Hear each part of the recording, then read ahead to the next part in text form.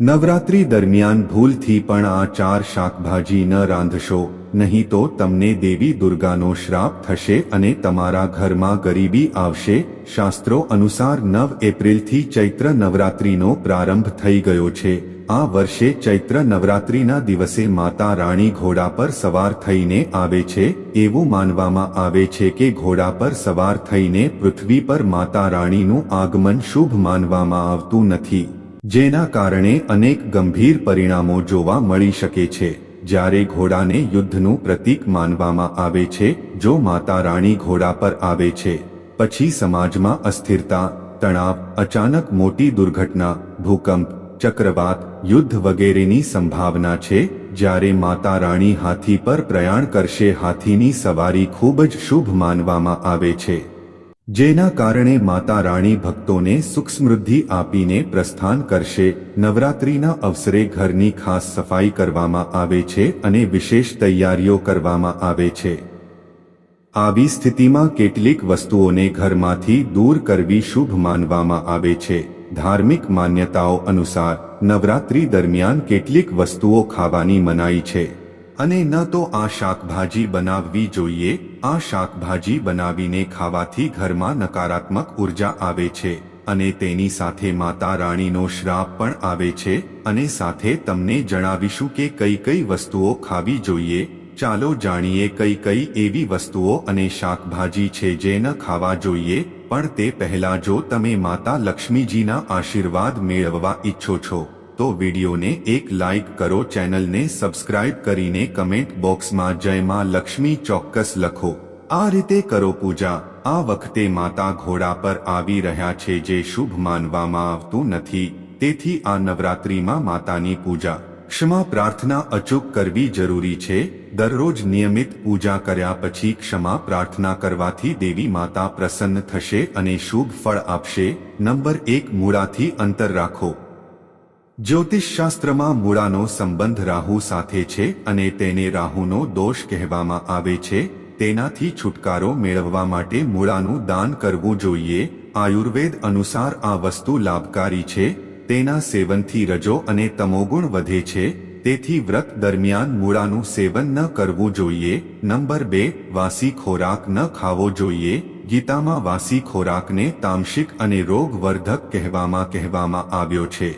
આવા ભોજનને અપવિત્ર શ્રેણીમાં રાખવામાં આવ્યો છે, તેથી વ્રત દરમિયાન વાસી અને બળી ગયેલું ભોજન ન ખાવું જોઈએ। નંબર 3, લસણ અને ડુંગળી ભૂલથી પણ ન ખાઓ। આ બંને તમોગુણના છે। લસણ અને ડુંગળીએ ઉત્તેજના અને યૌન ઈચ્છાને વધારનાર માનવામાં આવે છે। આ સિવાય શાસ્ત્રોમાં તેને રાક્ષસી ખોરાક કહેવામાં આવ્યું છે। તેની ઉત્પત્તિ રાહુ અને કેતુથી થઈ હોવાનું કહેવાય છે, તેથી તેમાંથી ગંધ આવે છે અને પૂજામાં ઉપયોગમાં લેવાતા નથી। નંબર 4, માંસનું સેવન ન કરવું। નવરાત્રીના તહેવારમાં માંસાહારી ખોરાક ખાવાની મનાઈ માનવામાં આવે છે।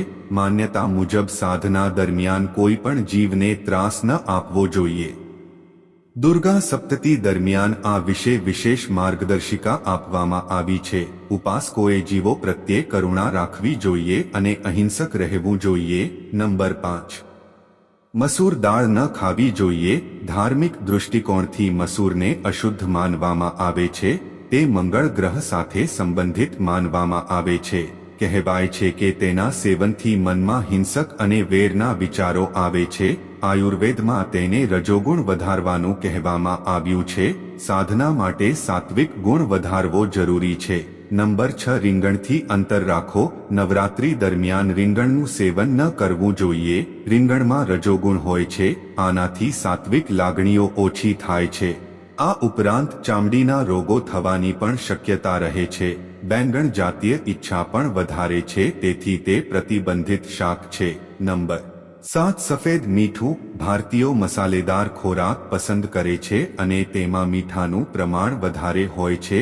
દરિયાઈ મીઠાનો ઉપયોગ મીઠા તરીકે થાય છે, જેને સફેદ મીઠું પણ કહે છે, પરંતુ આ 9 દિવસોમાં મીઠાને બદલે સેંધા મીઠું, ફરાળી મીઠું વાપરી શકાય છે। ઉપવાસ દરમિયાન માત્ર ફરાળી મીઠું ખાવું સ્વીકાર્ય છે। તેથી નવરાત્રિના 9 દિવસના ઉપવાસ દરમિયાન માત્ર ફરાળી મીઠાનું જ સેવન કરવું જોઈએ. નંબર 8 મસાલાનું સેવન કરવું જોઈએ જે પ્રતિબંધિત છે. નવરાત્રિના ઉપવાસ દરમિયાન ટાળો જેમાં ગરમ મસાલાનો સમાવેશ થાય છે. જીરાનો પાવડર પણ નવરાત્રિના દિવસોમાં ટાળવો જોઈએ. નંબર 9 અનાજ. નવરાત્રિના 9 દિવસોમાં શક્ય હોય તો અનાજનું સેવન ન કરવું જોઈએ જેમાં ઘઉં, ચોખા, ચણાનો લોટ, મકાઈનો લોટ, રાગી, બાજરીના લોટનો સમાવેશ થાય છે. વ્રતમાં આ બધી વસ્તુઓનું સેવન સખત પ્રતિબંધિત છે. તેથી આ 9 દિવસોમાં અનાજનું સેવન ન કરવું જોઈએ. ચાલો હવે જાણીએ કે નવરાત્રી દરમિયાન કઈ વસ્તુનું સેવન કરવું જોઈએ. બટાકાનું સેવન કરો. નવરાત્રી દરમિયાન મોટા ભાગના લોકો બટાકા ખાય છે. તમે બટાકાને બાફીને અને તેમાં ફરાળી મીઠું ઉમેરીને ખાઈ શકો છો. નવરાત્રીના ઉપવાસ દરમિયાન બટાકા ખાવાથી તમારું પેટ ભરેલું રહે છે અને બટાકામાં વધુ કાર્બોહાઈડ્રેટ અને પ્રોટીન હોય છે. તેથી ઉપાસકોએ બટાકા ખાવાથી તમને એનર્જી મળશે અને થાક અને નબળાઈ બિલકુલ પણ નહીં લાગશે. શક્કરિયા બટાકાનું એક સ્વરૂપ છે પણ તે સ્વાદમાં મીઠા હોય છે. જો તમે નવરાત્રી દરમિયાન ઉપવાસ કરતા હોવ તો શક્કરિયાનો પણ સમાવેશ કરી શકો છો. શક્કરિયા ખાવાથી vitamin C, vitamin B6, calcium અને પોટેશિયમ મળશે. આ ઉપવાસ પછી પણ તમને દિવસભર ઉર્જાવાન રાખશે. 3 આદુ. આવી સ્થિતિમાં ઘણા લોકો માત્ર આદુની ચા પસંદ કરે છે. તેમના મગજમાં વારંવાર પ્રશ્ન આવે છે કે નવરાત્રિના ઉપવાસ દરમિયાન તમે આદુ ખાઈ શકો છો કે નહીં? તો જવાબ છે હા. નવરાત્રિના ઉપવાસ દરમિયાન તમે આદુને ચા કે શાક વગેરેમાં ભેળવીને ખાઈ શકો છો. નવરાત્રિના ઉપવાસ દરમિયાન તમે ગાજર ખાઈ શકો છો. તમે તેને શાકભાજી તરીકે અથવા સલાડના રૂપમાં ખાઈ શકો છો. ગાજર પોષક તત્વોથી ભરપૂર હોય છે. આવી સ્થિતિમાં ઉપવાસના દિવસોમાં ગાજર ખાવાથી તમારા શરીરમાં પોષક તત્વોની ઉણપ નહીં થાય. કાકડી.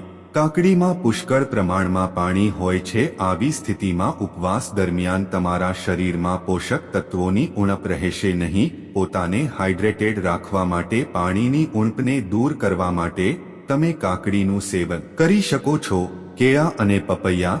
તમે નવરાત્રિના ઉપવાસ દરમિયાન કેળા અને પપૈયાના ફળોનું સેવન કરી શકો છો.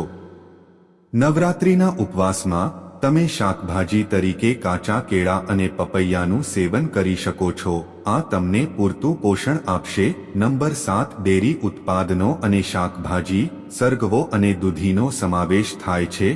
આ શાકભાજી ઉપવાસ દરમિયાન ખાવા માટે યોગ્ય છે. ઉપરાંત તમે નવરાત્રિના ઉપવાસ દરમિયાન પનીર, ઘી, મલાઈ, ખોયા જેવી ડેરી પ્રોડક્ટ્સનું સેવન કરી શકો છો.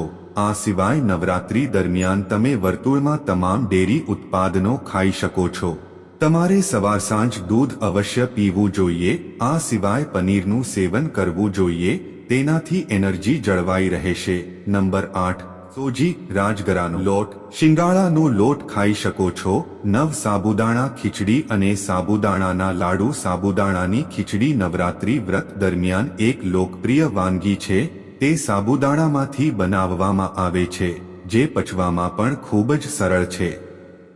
નવરાત્રિના ઉપવાસ દરમિયાન તમારે દરરોજ બધા ડ્રાય ફ્રૂટ્સ મિશ્રિત ખાવા જોઈએ. તમારે દરરોજ એક મુઠ્ઠી ડ્રાય ફ્રૂટ્સ ખાવા જોઈએ. તેનાથી તમારા શરીરમાં શક્તિ જળવાઈ રહેશે. તમે દરરોજ શેકેલા મખાના પણ ખાઈ શકો છો. મિત્રો, આ બધી માહિતી લોકગીત માટે ધ્યાનમાં રાખીને આપવામાં આવી રહી છે.